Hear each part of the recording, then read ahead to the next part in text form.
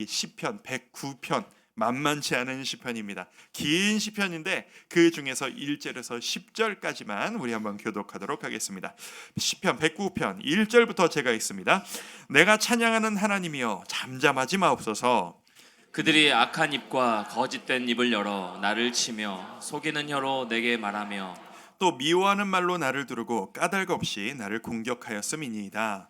나를 사랑하나 그들은 도리어 나를 대적하지 나는 기도할 뿐이라. 그들이 악으로 나의 선을 갚으며 미워함으로 나의 사랑을 갚았사오니 악인이 그를 다스리게 하시며 사탄이 그의 오른쪽에 서게 하소서. 그가 심판을 받을 때 죄인이 되어 나오게 하시며 그의 기도가 죄로 변하게 하시며 그의 연수를 짧게 하시며 그의 직분을 타인이 빼앗게 하시며 그의 자녀는 고아가 되고 그의 아내는 과부가 되며 그의 자녀들은 유리하며 구걸하고 그들의 그들의 황폐한 집을 떠나 빌어먹게 빌어먹게 하소서. 아멘. 과격한 표현 시편에 아멘 하기가 좀 애매하긴 합니다만 이 시를 통하여서 이 말씀을 통하여서 이 새벽에 우리에게 도전과 기쁨이 임하기를 은혜가 임하기를 소망합니다. 제가 얼마 전에 운전을 하는데 이제 운전을 하다가 이제 길에 그 깊은 물 웅덩이가 하나 크게 이렇게 패여져 있는 것을 이제 보게 됐습니다. 가끔 운전하다 보면 그런 길 있잖아요. 이 웅덩이가 너무 커서 이대로 그냥 직진해서 덜컹하고 지나가면 이게 너무 웅덩이가 커서 이거 차가 고장 날 수 있겠는데? 라고 해서 이렇게 삥 돌아가게 되는 그런 웅덩이 있지 않습니까? 그 웅덩이가 이제 보면서 순간적으로 생각이 들더라고요. 어저께 말씀을 준비하는데 그 웅덩이가 이렇게 생각이 나는 거예요. 그 웅덩이가 처음부터 그렇게 큰 웅덩이였을까? 아니었을 것 같은 겁니다. 길에 파인 이 커다란 차가 망가질 것 같은 커다란 웅덩이도 시작은 작은 파임 하나였을 겁니다. 그 작은 파임, 작은 이렇게 패였을 때는 그것을 고치고 보수하는 것은 어려운 일도 아니었을 것이고 아무 사소한 노력이 드는 그런 일이었지 않았을까요? 그런데 그거를 별거 아니라고 작은 일이라고 방치해 두면 그 방치해둔 그 웅덩이 그 파임 위로 차가 계속 왔다 갔다 거리면서 이 웅덩이는 날로 날로 더 커져갈 겁니다. 그리고 그곳에 물이 고이고 그 물이 얼었다가 녹았다가 뭐 이렇게 여러 가지를 겪으면서 이 웅덩이는 갈수록 커져만 가는 겁니다. 결국은 길 전체가 망가져 버리고 그 나중에는 그 위로 지나가는 차도 망가질 수 있는 길을 고치려고 해도 감당이 안 되는 커다란 웅덩이로 바뀌어져 버리는 모습. 작은 파임이 커다란 웅덩이로 바뀌어져 버린다. 어저께 이 생각이 났던 이유가 뭐냐 하면 우리 마음속에 있는 수많은 감정들 중에 이 미움이라는 감정이 바로 그 웅덩이 같다라는 생각이 제게 들었기 때문입니다. 처음엔 그냥 작은 섭섭한 일일 수 있어요. 아무것도 아닌 일이라고 그냥 이렇게 지나가고 잊어버리면 된다라고 생각했을 수 있습니다.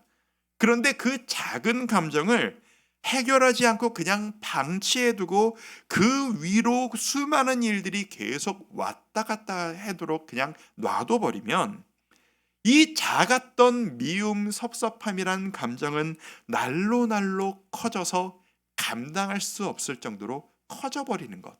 그게 바로 미움이라는 감정일 수 있겠다라는 겁니다. 그리고 나중에는 그 위로 지나가는 차처럼 우리를 만나고 지나치는 사람마저도 이유 없이 그런 나의 웅덩이 파인 마음 때문에 상처를 받을 수도 있겠다라는 생각이 들게 되는 겁니다. 제가 이 새벽에 우리 성도 여러분들께 여러분들 누구 미워하는 사람 있으세요? 지금 미움 하면은 딱 떠오르는 사람 있으세요? 라고 하시면 뭐 물론 세상에 태어나서 지금까지 뭐 이 자리에 우리 어린이들도 좀 앉아 있는데 어린이들을 빼면 성인들이라면 누구 미워하는 사람, 그런 미워해 본 경험 없는 사람 누가 있겠습니까만 또 솔직히 이런 생각도 드는 거예요. 내가 지금 미워하는 사람 누가 있지? 이렇게 생각하시는 분들이 더 많지 않을까요?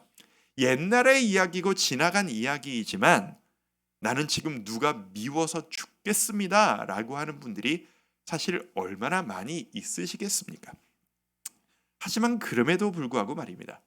이 움푹 파인 길처럼 일상 가운데 겪는 잊어버리고 있었던 그런 일이 있었지라고 떠올려야 하는 다른 누군가에 대한 섭섭함, 아쉬움, 미운 마음, 이 마음을 빨리 해결하지 않고 그냥 방치해버리면 이건 언젠가 누구 모두에게 상처를 주는 커다란 이 아픔으로 확장되어질지도 모르겠다라는 생각이 듭니다. 가능한 작을 때 초기에 빨리 해결해 버려야 합니다. 시편을 묵상하면서 계속 다윗 이야기를 하게 되는데 오늘 이 시편에 워낙 다윗의 시가 많아서 말이죠.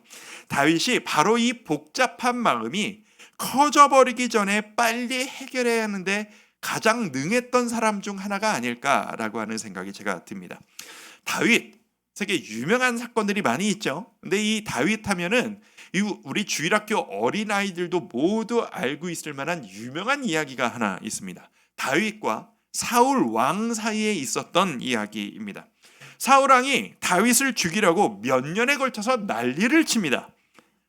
정작 다윗은 그렇게 큰 잘못이 없었는데 이 사위까지 삼았던 이 다윗을 질투해서 죽이려는 사울 왕이 다윗 입장에서는 어떤 감정이 들었을까요? 정말 이해되지 않았을 거고 다윗 입장에서는 사울 왕이 미웠을 겁니다.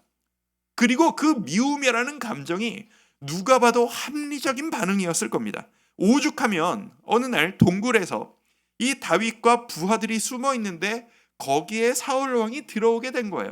그리고 마음 먹으면 뒤에서 그냥 한 칼에 죽일 수 있는 상황이 맞닥뜨리게 되자 다윗을 옆에 있었던 모든 부하들이 다윗에게 이야기합니다.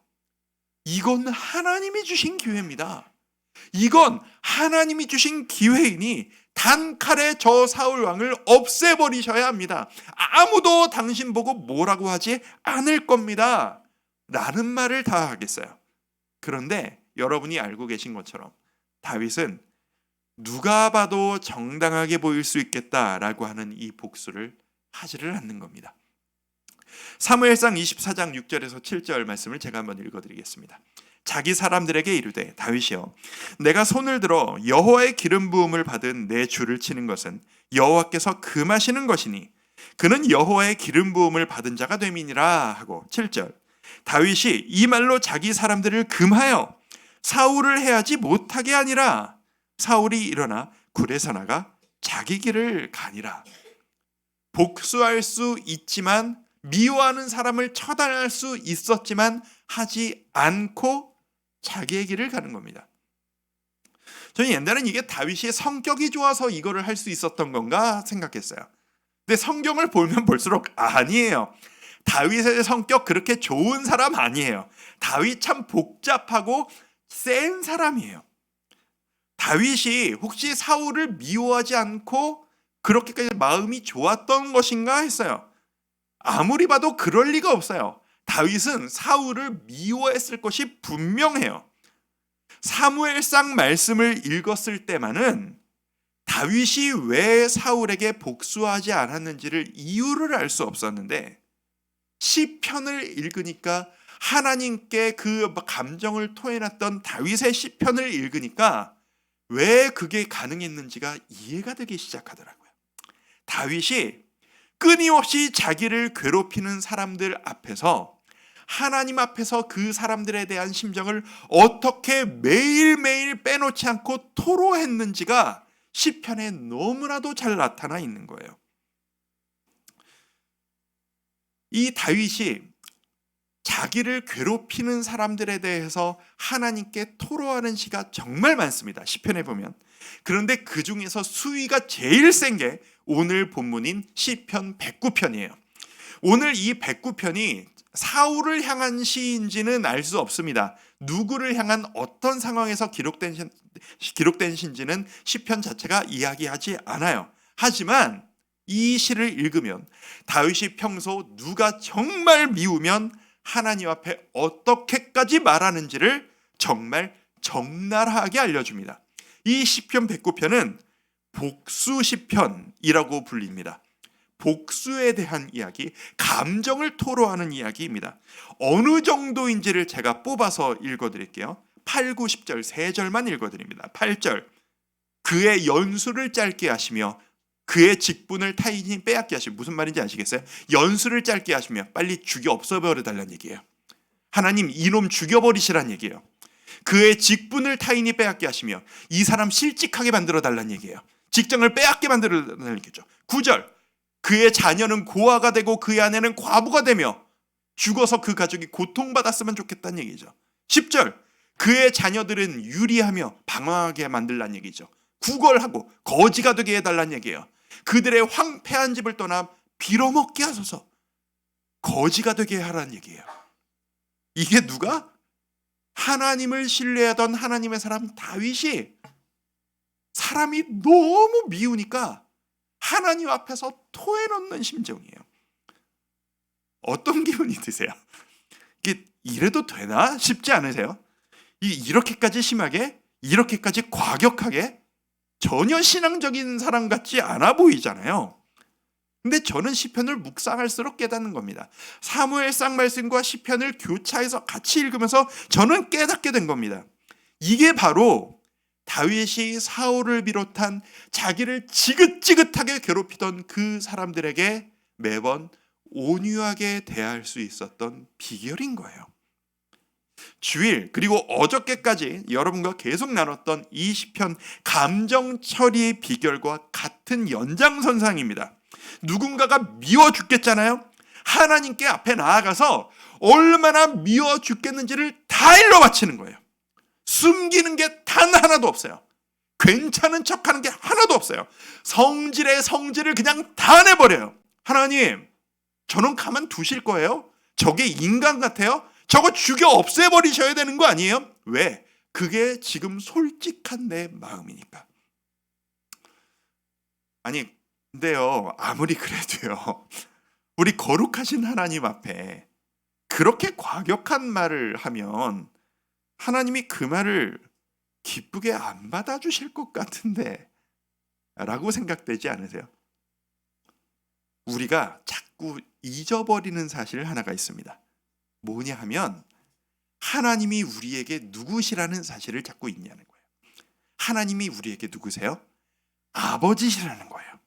아버지는 자식 편이에요. 자식과 다른 사람이 내 아들, 딸과 남의 집 아들, 딸이 싸우고 있을 때 아버지는 일단 누구 편이에요? 내 자식 편이에요. 아버지는 옳고 그름을 떠나서 일단 아들, 딸의 마음에 일차적인 관심이 있어요. 그랬니?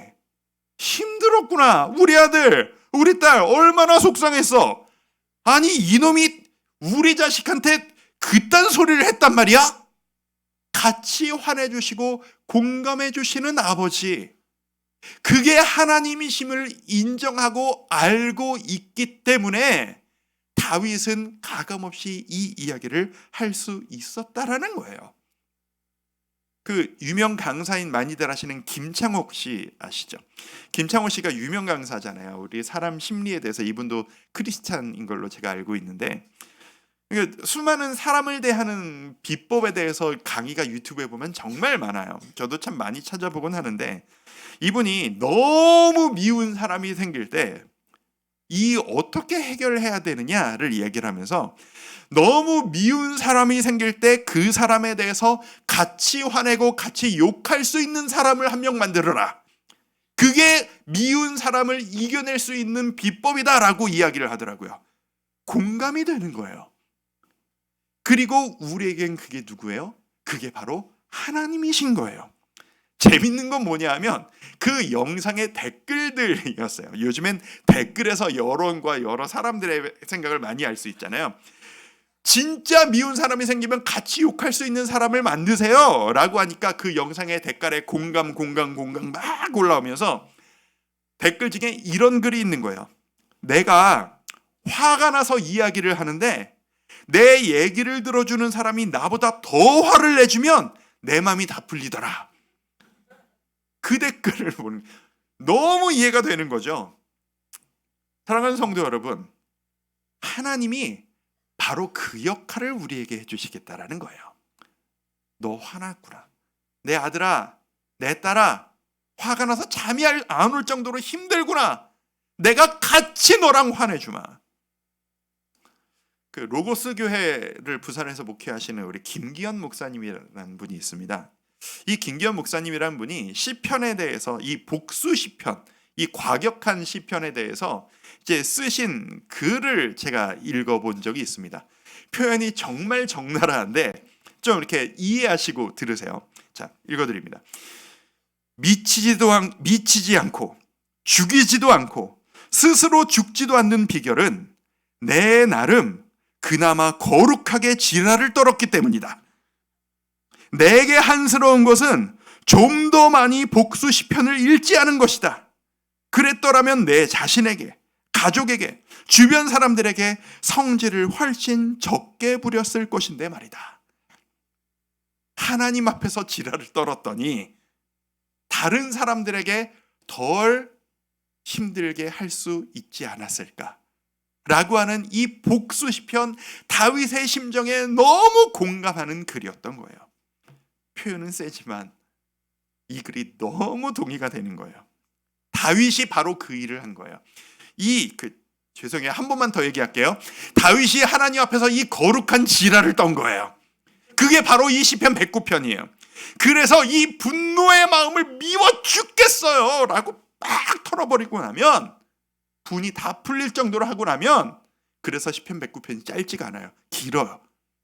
하나님께서 다 들으시고 같이 화내주신 다음에 이제 마음 좀 풀리니?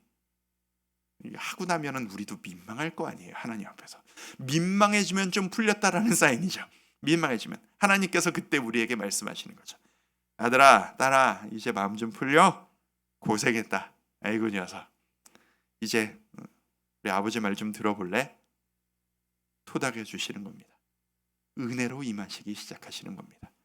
그게 나를 사랑하시는 나의 아버지, 내 편이신 내 아버지이신 겁니다.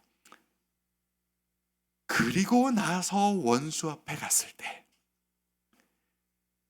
사울 앞에서 다윗은 그를 용서할 수 있었던 겁니다. 왜요? 하나님 앞에서 이 감정을 다 해결해 버렸으니까 용서할 수 있는 겁니다. 왜? 나는 이미 분을 다 풀었습니다. 새롭게 오늘의 모드로, 어저께 표현드린 것처럼 어제까지의 짐 다 벗어버리고 오늘의 짐만 지고 그 사람을 오늘도 대할 수 있는 겁니다. 그런데 내가 변했다고 저 사람도 변하나요? 아니죠. 나는 변했지만 사울은 그대로 있어요. 나는 저 사람 앞에 온유함을 가지고 나아가지만 저 사람은 또 나한테 난리를 쳐요. 그러면 나는 또 어떻게 돼요? 또 열이 받죠.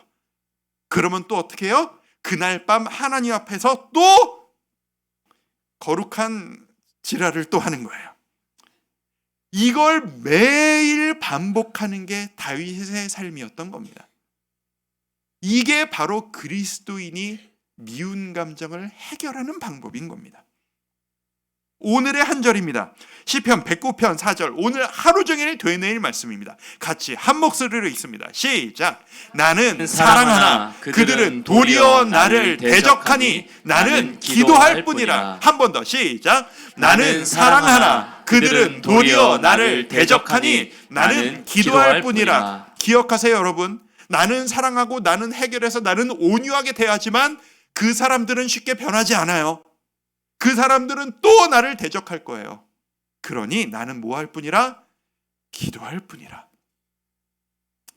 저 미워 죽겠는 인간, 내가 하나님 앞에 다 일러 바친다. 한마디도 안 빼놓고 이를 갈면서 할 말 못할 말, 네가 했던 말, 내가 다 일러 바친다. 나는 기도할 뿐이라. 이렇게 살아가는 우리 모두가 되었으면 좋겠습니다.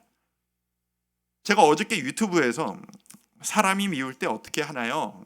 이제 이거를 검색어로 치고 많은 강의를 찾아봤어요. 이게 이 주제에 대해서 사람이 미울 때 하나님 믿지 않는 사람들은 어떻게 해결합니까? 라고 하는 것들을 좀 알고 싶어서요. 봤더니 정말 많은 사람들이 강의로, 자기 이야기로 이게 영상이 많이 있더라고요. 근데 공통적으로 모아지는 결론이 하나가 있었어요. 사람이 진짜 미울 때 결론이 이거예요. 그 사람은, 당신을 자꾸 힘들고 밉게 하는 그 사람은 당신하고 오래 갈 수 없는 존재인 거예요. 포기하시고 거리를 두세요가 하나님을 믿지 않는 사람들이 공통적으로 하는 이야기인 거예요. 동의가 됐어요. 그리고 그 사람들의 반응, 사람들이 이렇게 생각하는구나 보는데 그 한 댓글에 이런 댓글이 써 있는 걸 봤어요. 너무 이해가 됩니다.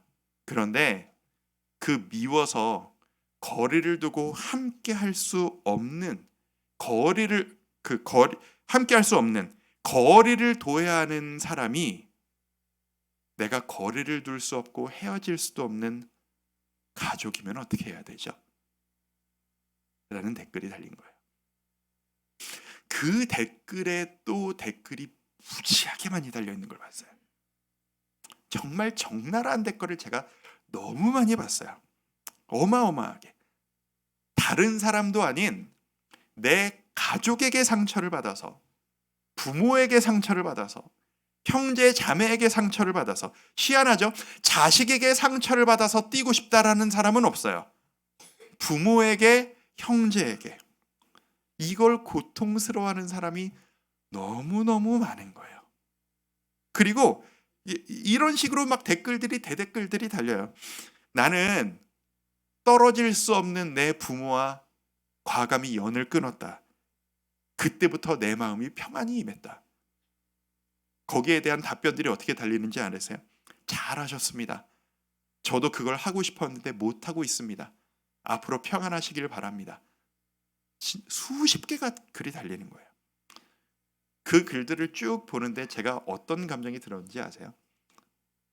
그 잘하셨습니다 라고 하는 그 사람들의 말투에 죄책감들이 있어요.